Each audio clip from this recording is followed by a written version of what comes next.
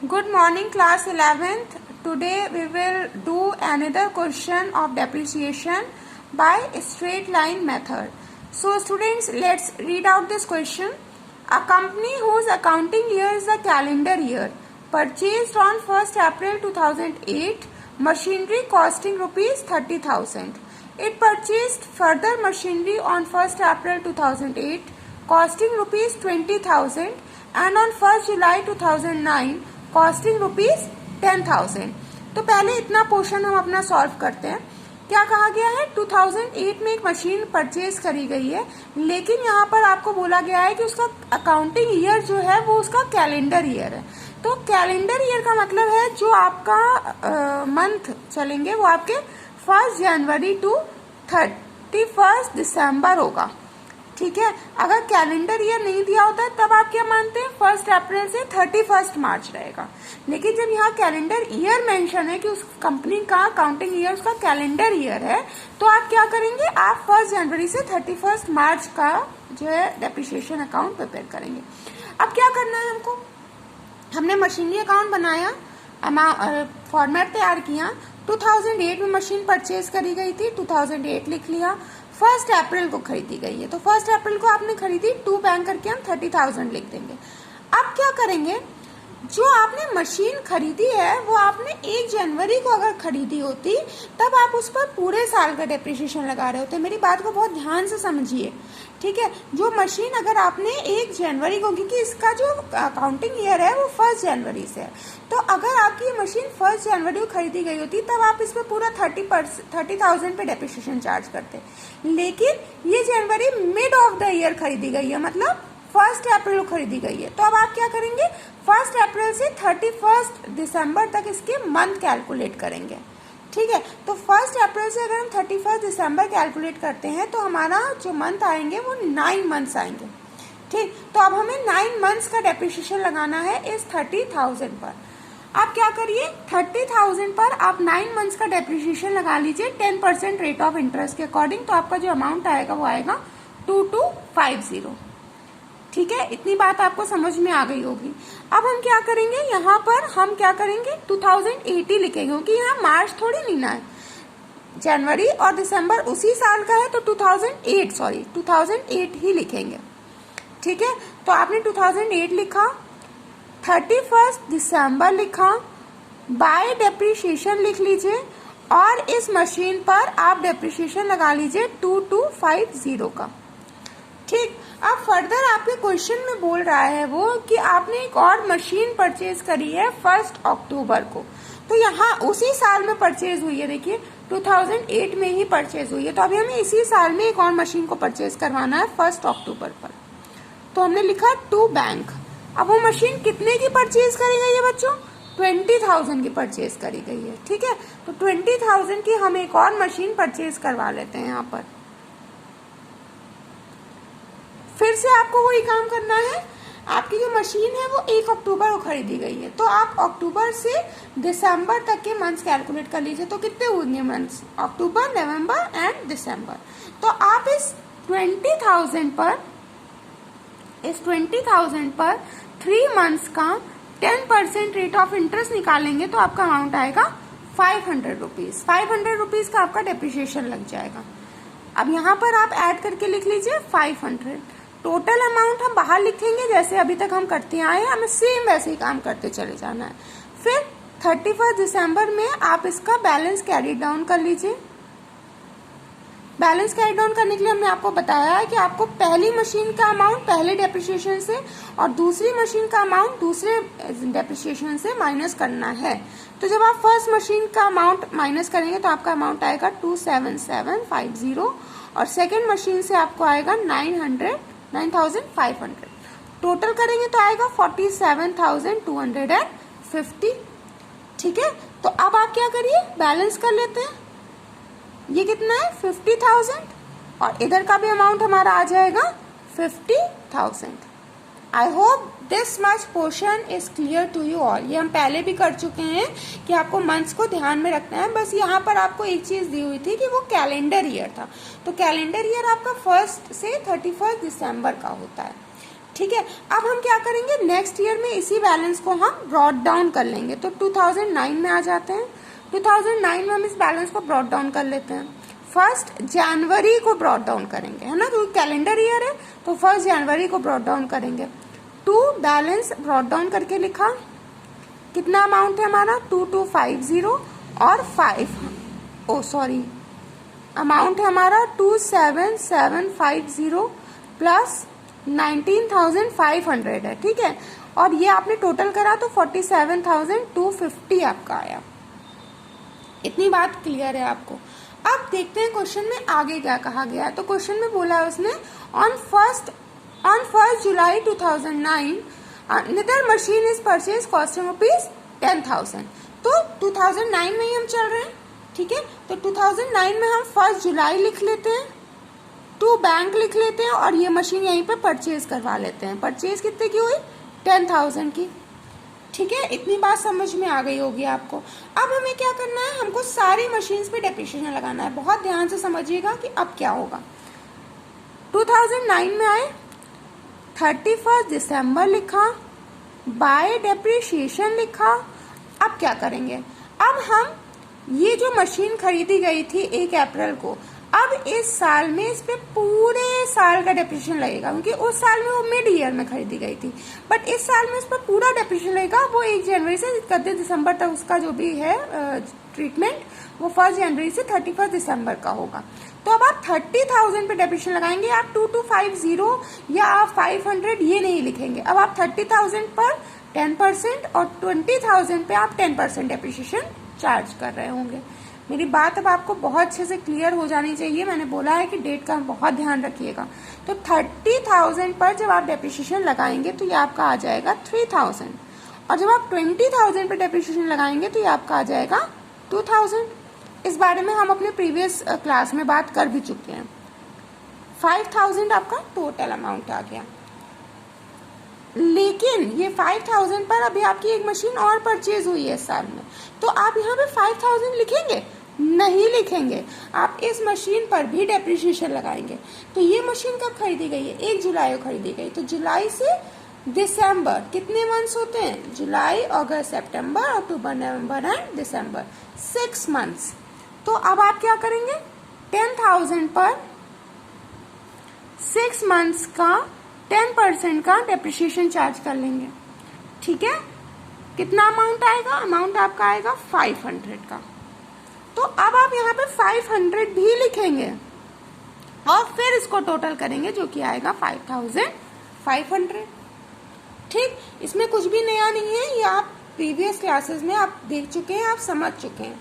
ठीक है, मैंने आपसे कहा भी था कि बहुत अच्छे से इसकी प्रैक्टिस करते चले जाइएगा, तभी आपको अच्छे से क्लियर होगा। वैल्यूज अपने आप लीजिए, प्रैक्टिस करिए कि कैसे हम डेप्रिसिएशन निकालेंगे। 31 दिसंबर में हम क्या करें, इस बैलेंस को कैरी डाउन कर लेते हैं। सेम वर्क हमें फिर से करना है। 27,750 से ये अमाउंट माइनस करेंगे, सेकेंड मशीन से second depreciation and third machine से थर्ड डेप्रिसिएशन माइनस कर लेते हैं। तो जो अमाउंट निकल के आएगा वो आएगा 24,750, 17,500 एंड 9,500। टोटल करके आउटर कॉलम में लिखेंगे 51,750। ठीक है, अब क्या करना है हमको, अब हमको इसी बैलेंस को ब्रॉट डाउन करना होगा। तो इस अमाउंट को हम 2010 में ब्रॉट डाउन कर लेते हैं। 2010 में आएंगे, 1 जनवरी लिखेंगे, 2 बैलेंस ब्रॉट डाउन लिख लेते हैं और पूरा अमाउंट एज इट इज हम इसको कॉपी कर लेते हैं। प्लस 17,500 प्लस 9,500, टोटल अमाउंट आया 51,750। ठीक है, अब बहुत ध्यान से देखना है क्योंकि अब जो वर्किंग है वो आपके लिए थोड़ी सी नई है। यहाँ पर आपसे कहा गया है कि ऑन 1 जनवरी 2010, ठीक है, 1 जनवरी 2010, तो यहाँ पर हम 2010 का ही ट्रीटमेंट कर रहे हैं। 1/3 of the machinery which was installed on 1 April 2008 became obsolete and was sold for ₹3,000। मतलब कहने का यहाँ पर ये है कि जो मशीन आपने 1 अप्रैल 2008 में खरीदी थी, तो कौन सी मशीन खरीदी थी, 30,000 वाली मशीन आपने खरीदी थी। ठीक है, उसका बच्चों बहुत ध्यान समझो, उसका पूरी मशीन खराब नहीं हो रही है, उसका सिर्फ 1/3 पार्ट खराब हो रहा है। कुछ हिस्सा उस मशीन का खराब हो जा रहा है, और वो जो खराब हुआ हिस्सा है उसको हम 3,000 रुपए में बेच दे रहे हैं। ठीक है, इतनी बात समझ में आ गई। आपकी जो मशीन जो है 2008 में इंस्टॉल करी गई थी उसका 1/3 पार्ट खराब हो रहा है और उसको हम बेच रहे हैं 3,000 रुपए में। तो ना तो पूरी मशीन को हम बेच रहे हैं, ठीक है, यहाँ पे हम पूरी मशीन को नहीं बेच रहे हैं। तो अब क्या करेंगे, इस बात को बहुत ध्यान से समझिए। आपको करना क्या होगा, जो मशीन आप लेकर के आए थे, ठीक है, उस मशीन की सबसे पहले आप अमाउंट चेक करिए कि आज की डेट में उसका अमाउंट कितना है। तो आज की डेट में वो जो मशीन है आपकी, उस मशीन का जो अमाउंट है वो है 27,750, 24,750 उसका आज की डेट में अमाउंट है। यही तो वो मशीन है ना जो आपकी 1 अप्रैल से अभी तक चल करके आई है। ये फर्स्ट मशीन है, ये सेकेंड मशीन है और ये थर्ड मशीन है, ठीक है। तो फर्स्ट मशीन का जो अमाउंट है 30,000 की जो मशीन थी, 2010 में आकर के उसका अमाउंट कितना हो रहा है, 24,750 हो रहा है। तो अब आप क्या करिए, 24,750 का 1/3 पार्ट ही तो खराब हो रहा है, पूरी मशीन तो खराब हो नहीं रही, तो आप इसका 1/3 पार्ट निकाल लीजिए। तो जब आप इसका 1/3 पार्ट निकालेंगे तो इसका जो अमाउंट आएगा वो आएगा 8250। बहुत ध्यान से समझेंगे, आपको 30,000 पे नहीं लगाना है। करंट टाइम में, करंट ईयर में उस मशीन की जितनी वैल्यू हो रही है उस पर आप उसका 1/3 निकालेंगे, ठीक है, ठीक है। तो आपने 24,750 पर उसका 1/3 निकाला जो कि आया 8,250। तो आज की डेट में उस मशीन के जो पार्ट है उसकी कॉस्ट है 8,250 रुपए। लेकिन जो आप उसको सेल कर रहे हैं वो आप कितने में कर रहे हैं, 3,000 रुपए में, ठीक है। बहुत ध्यान से समझो, 8,250 की मशीन 3,000 रुपए में आपके पास से जा रही है, तो आपको प्रॉफिट होगा कि लॉस होगा, बिल्कुल सही, आपको लॉस होगा ना। तो लॉस कितने का होगा, 5,250 का लॉस होगा, ठीक है, आपको लॉस होगा 5,250 रुपए का। इतनी बात आपको समझ में आ गई, ये बहुत जरूरी पार्ट है, ध्यान रखिएगा इसको। क्या करा हमने, जो मशीन की कॉस्ट आज हुई है, जो मशीन खराब हो रही है उसकी करंट टाइम में हमने उसकी कॉस्ट देखी जो कि थी 24,750 रुपए, 24,750, उस पर 1/3 पार्ट खराब हो रहा है, पूरी मशीन खराब नहीं हो रही है, 1/3 पार्ट खराब हो रहा है। तो 1/3 हम उसका निकालेंगे तो आएगा 8250। उस मशीन की आज की डेट में करंट प्राइस उसका जो है वो है 8250, लेकिन उसको हम बेच रहे हैं 3,000 रुपए में। तो जब आप उसको 3,000 में बेच रहे हैं तो आपको 5,250 रुपए का लॉस होगा, ठीक। और हमने आपको बताया था कि जो लॉस होता है वो हम क्रेडिट साइड लिखते हैं। तो आप देखते हैं इसमें क्या करेंगे हम, इसमें आप क्या करेंगे, इसमें आप 2010 में जाएंगे, ठीक है, 2010 31 दिसंबर में चले जाइए। उसके बाद में आपको क्या करना है, सबसे पहले जो अमाउंट पे सेल हुई है आप वो लिखते हैं, बाय बैंक अकाउंट आपने लिखा, कितने में सेल हो रही है, 3,000 रुपए में सेल हो रही है, 3,000 हमने यहाँ पे लिख दिया, ठीक है। अब क्या करेंगे, अब हम ये सेल हो रही है बच्चों 1 जनवरी को हो रही है, ठीक है, 31 दिसंबर नहीं, 1 जनवरी को ये सेल हो रही है। और 1 जनवरी को उसका जो प्रॉफिट एंड लॉस आया है बाय स्टेटमेंट ऑफ पीएल, ठीक है, प्रॉफिट एंड लॉस उसका कितना निकल के आया, 5,250 रुपए। तो आप यहाँ पर लिख लीजिए 5250। अब फिर से मेरी बात को बहुत ध्यान से समझोगे, ठीक है। अब क्या करना है तुम आप लोगों को कि जो मशीन का 1/3 ही तो पार्ट खराब हो रहा है, ये मशीन पूरी थोड़ी नहीं ना खराब हो रही है, तो ये मशीन का कितना 1/3 आपका खराब हो रहा है। अब आप क्या करिए, इस भी स्टेप को आप बहुत ध्यान समझेंगे, 30,000 का 1/3 पार्ट तो खराब हो गया, ठीक है। यहाँ पर आप ये वाला अमाउंट नहीं लेंगे, यहाँ पे आप एग्जैक्ट जो उस मशीन की कॉस्ट है, स्ट्रेट लाइन में यही प्रॉब्लम आती है कि हमें कब ये वाला अमाउंट लेना, कब ये वाला अमाउंट लेना, ये सिर्फ और सिर्फ आप प्रैक्टिस से कर सकते हैं, ठीक है। तो आपका जो अमाउंट, अब जितना पार्ट उस मशीन का बच रहा है, तो 30,000 का 1/3 पार्ट तो खराब हो गया, तो 1/3 के हिसाब से ये कितना आया, 10,000। तो अगर 30,000 में से 10,000 का पार्ट खराब हो रहा है तो आपकी मशीन अभी भी आपके पास कितने की बच रही है, 20,000 की मशीन बच रही है। तो अब इस 20,000 की जो मशीन आपके पास बच रही है इस पर तो आपको डेप्रिसिएशन लगाना पड़ेगा ना, ठीक है। तो आपने 20,000 पे जब डेप्रिसिएशन लगाया तो आप 10% का इस पर डेप्रिसिएशन लगा लीजिए पूरे साल का, ठीक है। तो पूरे साल का जब हमने इस पर डेप्रिसिएशन लगाएंगे तो कितना आएगा, 2,000। इस पॉइंट को बहुत ध्यान रखना है आपको, ठीक है। क्या करा हमने, 30,000 की मशीन थी जिसका 1/3 पार्ट खराब हो रहा था, तो 1/3 हमने इसका निकाला तो आया 10,000। अब 10,000 तो इसका खराब हो गया, तो 30,000 में 10,000 हमने डिडक्ट कर दिया, बचा 20,000। तो 20,000 का जो अमाउंट है उस पर आप 10% का लगा लीजिए डेप्रिसिएशन, तो आया 2,000। अब क्या करेंगे, अब वापस से यहाँ पर हम 31 दिसंबर लिखेंगे और बाय डेप्रिसिएशन लिख लेंगे, ठीक है। बाय डेप्रिसिएशन लिखा तो अब क्या आएगा आपका, फर्स्ट मशीन पर आपका जो अब डेप्रिसिएशन निकलेगा वो निकलेगा 2,000 रुपए। सेकेंड मशीन आपकी कितने की थी, 20,000 रुपए, तो इस पे भी आप पूरे साल का डेप्रिसिएशन लगा रहे हैं ना, तो ये भी कितना आ गया 2,000 रुपए। और थर्ड मशीन आपकी कितने की थी, 10,000 रुपए की थी, तो इस पे पूरे साल का डेप्रिसिएशन लगा लीजिए 1,000 रुपए।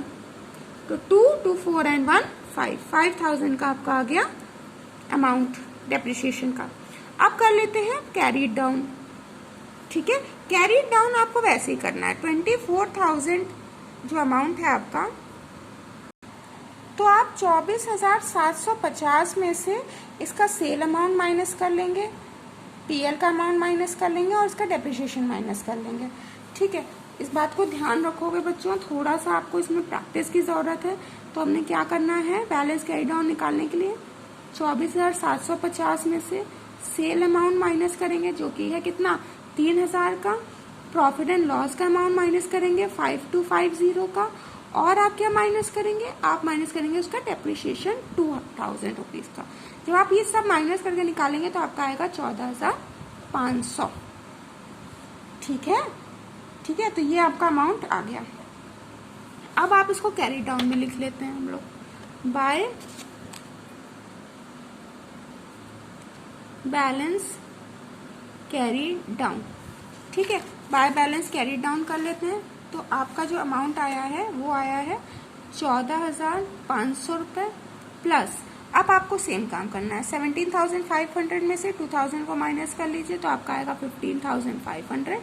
और आप 9,500 में से 1,000 को माइनस कर लीजिए तो आपका आ जाएगा 8,500, 38,500, ठीक है। कोई प्रॉब्लम नहीं है, आपको एक बार मैं फिर से रिवाइज भी करवा दे रही हूँ। ये सब तो आपको पता है, मंथ्स कैसे कैलकुलेट करने हैं। आपको जब मशीन का पार्ट निकालना था, उसका पीएल निकालना था, तो आपने क्या करा, जो करंट अमाउंट था उसका आपने 1/3 निकाला जो कि आया 8,250 का। सेल प्राइस हमने उसमें से माइनस कर लिया, तो ये जो लॉस आया है आपका वो आया है 5,250 का, ठीक है। तो अब जब आप अकाउंट बनाएंगे तो आप उसमें सेल अमाउंट भी लिखेंगे और स्टेटमेंट ऑफ पीएल में लॉस भी लिखेंगे, ठीक है। अब आपने क्या करना है, अब आपने जितना भी मशीन का पार्ट खराब हुआ था उसका डेप्रिसिएशन, जो बचा हुआ पार्ट है उसका डेप्रिसिएशन कैलकुलेट करेंगे। तो 30,000, ये आपको ध्यान रखना है कि यहाँ जब आप 1/3 निकालेंगे तो करंट अमाउंट, और जब आप बचा हुआ पार्ट निकालेंगे तब आप पूरे जो मशीन की कॉस्ट लेंगे। तो 30,000 का 1/3 ले लिया, 30,000 का 1/3 10,000 आया। 30,000 में 10,000 हमने डिडक्ट कर दिया, बचा 20,000। 20,000 पे आप पूरे साल का डेप्रिसिएशन लगा लीजिए जो कि आएगा 2,000 रुपीज। बैलेंस कैरी डाउन करते वक्त आपकी जो मशीन की कॉस्ट बची है, टू बैलेंस ब्रॉट डाउन जो हुआ उसमें उसका सेल अमाउंट माइनस कर लीजिए, स्टेटमेंट ऑफ पीएल माइनस कर लीजिए और उसका डेप्रिसिएशन माइनस कर लीजिए। अब जो अमाउंट आएगा वो आपका हो जाएगा balance carry down. Students, again I want to say the same thing, that please do the practice of the same question that I taught you today by taking different values, ठीक है। तभी आप कर पाएंगे, तभी आपको समझ में आएगा। Thank you students.